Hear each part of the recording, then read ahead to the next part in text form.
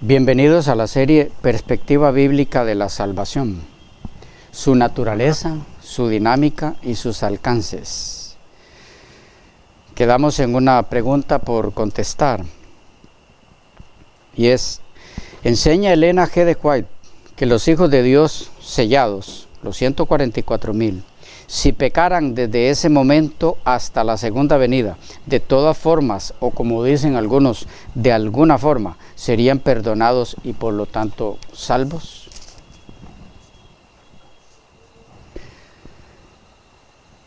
Para definir esta situación, lo más práctico es indagar primero si hay alguna orientación bíblica respecto a la ocasión o el momento en el que concluye el sellamiento, para entonces saber qué ocurre con los sellados a partir de ahí. ¿Hay orientación bíblica en esa dirección? Sí la hay, y muy clara, muy específica. Y de paso es una orientación que no solo indica el momento en el que se consuma o concluye el sellamiento de los 144,000, sino que también nos informa claramente la condición en la que quedan a partir de ahí. Leamos los textos. Apocalipsis 7, 1 al 4, dice así: después de esto vi a otro ángel en pie sobre los 4 ángulos de la tierra, que detenían los 4 vientos de la tierra para que no soplase viento alguno sobre la tierra, ni sobre el mar, ni sobre ningún árbol. Vi también a otro ángel que subía de donde sale el sol y tenía el sello del Dios vivo, y clamó a gran voz a los 4 ángeles a quienes se les había dado el poder de hacer daño a la tierra y al mar, diciendo: no hagáis daño a la tierra, ni al mar, ni a los árboles, hasta que hayamos sellado en sus frentes a los siervos de nuestro Dios. Y oí el número de los sellados, 144,000 sellados de todas las tribus de los hijos de Israel. Bien, aquí tenemos el primer texto a mirar respecto a lo que se hace con este grupo de salvos y la condición en la que quedan después de eso. ¿Qué se dice de ellos? Que son sellados por Apocalipsis 14:1 y 7:3. Sabemos que el lugar en el que reciben el sello es la frente. Es otra forma de decir en sus mentes, que es lo que tenemos detrás de la frente. ¿Qué significa el nombre de Dios con el que son sellados, según 14:1? El nombre de Dios es alusión a su carácter. Las evidencias bíblicas de eso pueden encontrarla en la serie ¿Qué significa la frase en el nombre de Jesús? De tal manera que lo que reciben, aquello con lo que se los sella, es con el carácter de Dios. ¿Cuándo son sellados? Antes de que ocurra algo. ¿Qué es ese algo? 1. Las fuerzas del mal, que no serán más retenidas por los ángeles de Dios, y entonces se manifestarán de formas nunca antes vistas en acciones bélicas y otras que causarán destrucción por doquier en toda la tierra. Y 2. Las 7 postreras plagas, donde se manifiesta la ira divina contra el mal, en cualquier momento después de que los ángeles dejan de retener los 4 vientos y después de sellados sus hijos. Eso es lo que dice el texto. 2 eventos tendrán lugar, entonces, por concluido el sellamiento de los 144,000. 1. Las fuerzas del mal no son más retenidas. Y 2. Caen las últimas 7 plagas. Ahora bien, cuando estas 2 cosas ocurren, es porque otra situación se ha dado, que ha dado lugar a que estos 2 eventos tengan lugar. ¿Qué es lo que dará lugar a que estos 2 eventos tengan lugar? La finalización del tiempo de gracia para el ser humano. Elena G. de White lo expresó así en Review and Herald 27 del 11 de 1900, citada en Comentario Bíblico Adventista, tomo 7, página 979. Ya se está levantando reino contra reino. No hay ahora una acción bélica decidida. Los 4 vientos aún son retenidos hasta que los siervos de Dios sean sellados en sus frentes. Entonces los poderes de la tierra unirán sus fuerzas para la última gran batalla. cuán cuidadosamente debiéramos aprovechar el corto periodo de gracia que nos queda. Y esta declaración añade un elemento clave. Nos dice que el sellamiento se da poco antes de concluido el tiempo de gracia. O sea que la condición en la que quedan los sellados, los 144,000, es una condición que mantienen a partir de concluido el tiempo de gracia. O lo que es lo mismo, después de acabada la intercesión de Cristo como mediador en el santuario celestial. La pregunta que surge aquí es, ¿cuál es la condición en la que quedan como sellados? Y la respuesta es sencilla. Si recordamos que con lo que son sellados es con el nombre de Dios, o lo que es lo mismo, su carácter. Es por eso que leemos en Review and Herald 21 del 5 de 1895, así: el sello del Dios viviente solo será colocado sobre los que sean semejantes a Cristo en carácter. Citado en Comentario Bíblico Adventista, tomo 7, página 980. Resumiendo lo que Apocalipsis 7 y 14 nos enseñan sobre la ocasión en la que son sellados los 144,000, para saber si habría oportunidad de perdón para ellos si cometieran algún pecado de allí en adelante, tenemos que el sellamiento concluye antes de que las fuerzas del mal dejen de ser retenidas. Y por Elena G. de White sabemos que eso se da por terminado el tiempo de gracia. Entonces, volviendo a la pregunta número 2, enseña Elena de White que los hijos de Dios sellados, los 144,000, si pecaran después de ese momento hasta la segunda venida, de todas formas serían perdonados y por lo tanto salvos. Y la respuesta solo puede ser una: no. Elena de White no enseña tal cosa. ¿Por qué estamos seguros de eso? Porque tal cosa es imposible. ¿Por qué? Porque la razón por la que contamos actualmente con la oportunidad de perdón y nuevas oportunidades es únicamente porque nuestro Señor aún intercede por nosotros. Pero cuando esa mediación acabe, toda oportunidad de perdón será imposible. Esto porque ya no hay mediador o ya no habrá mediador. Así lo enseña el siguiente texto que nos corresponde mirar, que es Apocalipsis 22:11. Dice: el que es injusto, sea injusto todavía. El que es inmundo, sea inmundo todavía. Y el que es justo, practique la justicia todavía. Y el que es santo, santifíquese todavía. Este texto es muy importante en el tema que nos ocupa porque aporta información muy valiosa. Contesta dos preguntas muy importantes. Una: ¿habrá seres humanos justos antes de la segunda venida de Cristo? Contrario a lo que muchos pretenden que creamos, el texto dice que sí, y dice que el que lo es, que lo siga siendo. 2. ¿Habrá seres humanos santos antes de la segunda venida de Cristo? El texto dice que sí, y dice que el que lo es, que lo siga siendo. Ahora bien, este texto es muy orientador en cuanto al estado en el que estarán los seres humanos después de concluido el tiempo de gracia, la mediación de Cristo en el santuario celestial. El texto divide a la humanidad viva en ese entonces en dos grupos: el justo y santo por un lado, y el injusto y el inmundo por el otro. Ahora, de ambos grupos se dice algo en común: continuarán en ese estado de allí en adelante. Su situación no va a variar. A partir de allí, cada quien seguirá siendo lo que es. ¿Esto por qué? Porque lo que permitía oportunidad u opción de cambio era lo que se estaba dando de allí para atrás hasta ese momento: la mediación de Cristo.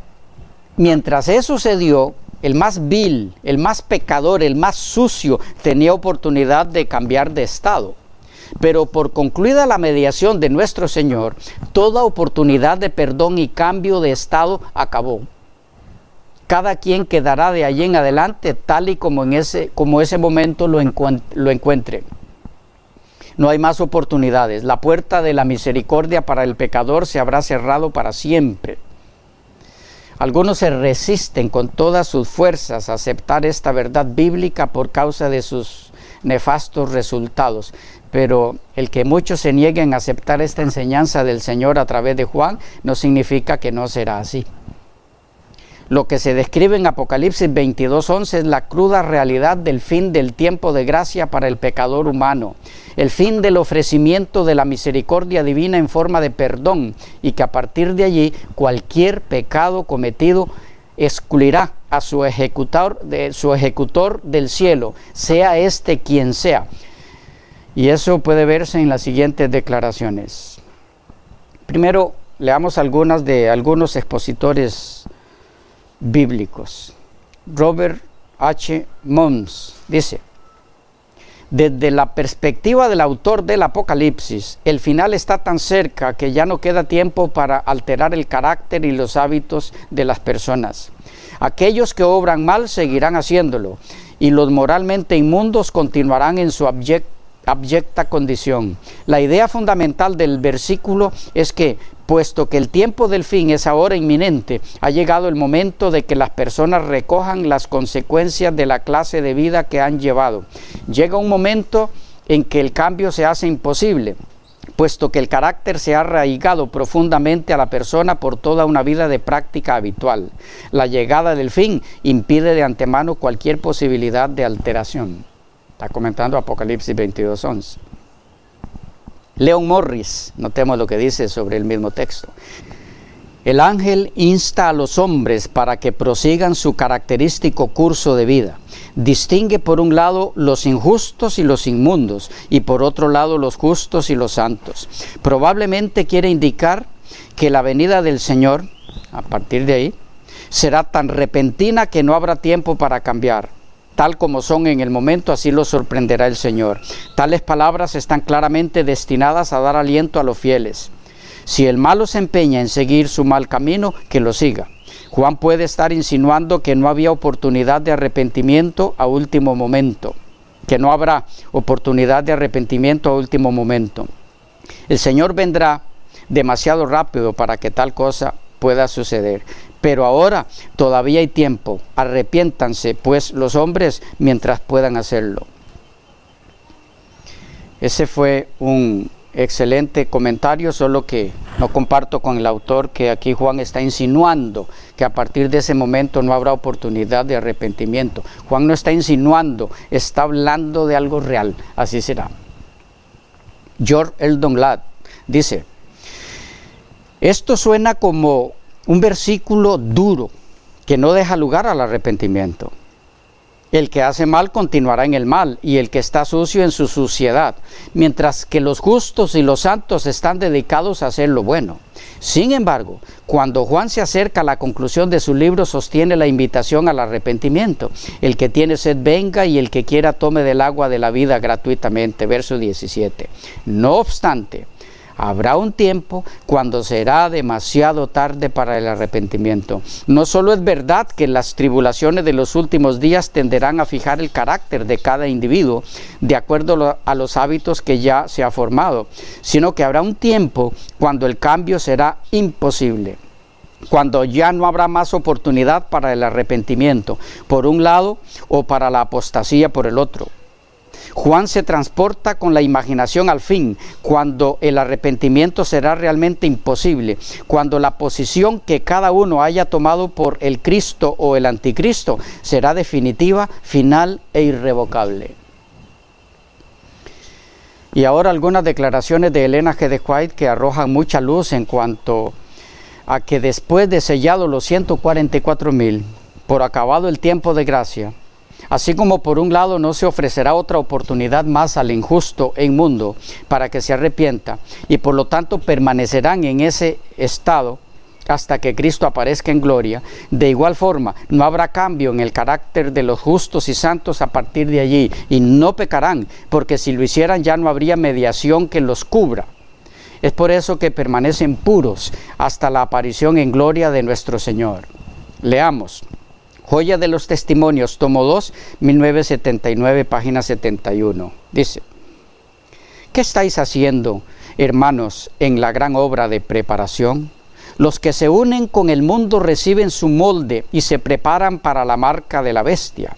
Los que desconfían de sí mismos se humillan delante de Dios y purifican sus almas obedeciendo a la verdad. Son los que reciben el molde celestial y se preparan para tener el sello de Dios en sus frentes. Cuando se promulgue el decreto y se estampe el sello, su carácter permanecerá puro y sin mancha para la eternidad. Esto, el que no habrá en los sellados pecado ni retroceso o falta alguna a partir de allí, se debe a que ellos habrán sido sellados por Dios al punto de la plenitud del carácter de Cristo. Su carácter será el de Cristo en su plenitud. Es por eso que en Eventos de los Últimos Días, 1992, la edición, página 225, leemos: los que reciban el sello del Dios vivo y sean protegidos en el tiempo de angustia, deben reflejar plenamente la imagen de Jesús. Eventos de los Últimos Días, 225-226, dice: estamos luchando con todas las facultades que Dios nos dio para alcanzar la medida de la estatura de hombres y mujeres en Cristo. Estamos procurando su plenitud, conquistando una altura cada vez mayor en procura de la perfección de su carácter. Cuando los siervos de Dios alcancen este punto, serán sellados en sus frentes. El ángel registrador declarará: consumado es. Serán completos en él los que le pertenezcan por creación y por redención. Y respecto a que por terminado el tiempo de gracia no hay oportunidad de perdón, leamos en este caso en la historia de la redención, página 424. Dice así: entonces vi que Jesús se despojaba de sus vestiduras sacerdotales y se revestía de sus más regias galas. Llevaba en la cabeza muchas coronas, una dentro de la otra. Rodeado de la hueste angélica, dejó el cielo. Las plagas estaban cayendo sobre los moradores de la tierra. Algunos acusaban a Dios y lo maldecían. Otros acudían presurosos al pueblo de Dios para suplicarle que les enseñara cómo escapar de los juicios divinos. Pero los santos no tenían nada que decirles. La última lágrima había sido derramada en favor de los pecadores. Había sido ofrecida la última angustiosa oración. Se había soportado la última carga y se había dado el postrer aviso. La dulce voz de la misericordia ya no había de invitarlos. Cuando los santos y el cielo entero se interesaban por su salvación, ellos no se habían interesado en sí mismos. La vida y la muerte estuvieron frente a ellos. Muchos deseaban la vida, pero no se esforzaron por obtenerla. No escogieron la vida. Y ahora escuchen lo que sigue, esto es clave. No escogieron la vida y ya no había sangre expiatoria para purificar a los culpables, ni Salvador compasivo que abogara por ellos y exclamase: dale al pecador un poco de tiempo todavía. Todo el cielo se unió a Jesús cuando oyó estas palabras: hecho está, consumado es. El plan de salvación se había cumplido, pero pocos habían querido aceptarlo. Y cuando se silenció la dulce voz de la misericordia, el miedo y el horror invadieron a los malvados. Con terrible claridad oyeron estas palabras: demasiado tarde, demasiado tarde. Con todo, amados, todavía hay quienes dicen: es cierto, a partir de allí ya Jesús no intercederá, pero su sangre expiatoria derramada en la cruz todavía alcanza para cubrir a alguno de los sellados si pecara. A esa conclusión solo podría llegarse rechazando el texto bíblico y la orientación profética a través de los escritos de Elena de White, quien en la última declaración que leímos dice con total claridad que después de acabada la intercesión de Cristo ya no había sangre expiatoria. Pregunta número 3. ¿El sellamiento de los 144,000 requiere abandono previo y total del pecado, o se les sellará aún cuando no hayan roto en forma definitiva con el pecado? Algunas declaraciones que responden particularmente a esta pregunta. Eventos de los Últimos Días, página 225. El sello de Dios no será nunca puesto en la frente de un hombre o una mujer que sean impuros. Nunca será puesto sobre la frente de seres humanos ambiciosos y amadores del mundo. Nunca será puesto sobre la frente de hombres y mujeres de corazón falso o engañoso. Todos los que reciban el sello deberán estar sin mancha delante de Dios y ser candidatos para el cielo. Consejo para la Iglesia, 1901, la edición, página 609. Dice: ninguno de nosotros recibirá jamás el sello de Dios mientras nuestros caracteres tengan una mancha. Bien, esperamos haber contestado satisfactoriamente las 3 preguntas que, al ser respondidas, aclaran mucho el significado de la frase de Elena de White: no podemos decir soy impecable. Ahora bien, recordemos que esa frase de Elena de White vino a colación en nuestro estudio de la temática de la salvación, porque decíamos que, al igual que la Biblia, Elena de White también hace referencia en sus escritos a las 3 dimensiones de la salvación: la pasada, la presente y la futura. Y que en relación a la complementación de las 3 dimensiones, ella enseña que mientras la dimensión futura, que es a partir de la glorificación, no se haya dado, lo que corresponde a los hijos de Dios, mientras viven la dimensión presente de la salvación, es echar mano del poder divino ofrecido por nuestro Señor a través del Espíritu Santo, a fin de experimentar su poder en ellos viviendo vidas santas. Y que en esa vivencia es impropio expresar yo soy impecable, porque tal declaración tiene como trasfondo una presuntuosa arrogancia que lo que hace más bien es reflejar que tal vida santa no existe. Es mera profesión, pero no una realidad. Y por otro lado, decíamos que con esa declaración Elena de White está lejos de decir que los hijos de Dios en la dimensión presente de la salvación no pueden vivir vidas santas sin pecado, sino todo lo contrario. Es lo que Dios espera de ellos, pues es para eso que les imparte su poder. Aclarado esto, continuemos con la siguiente dimensión de la salvación, la dimensión presente en la Biblia, en la próxima sección.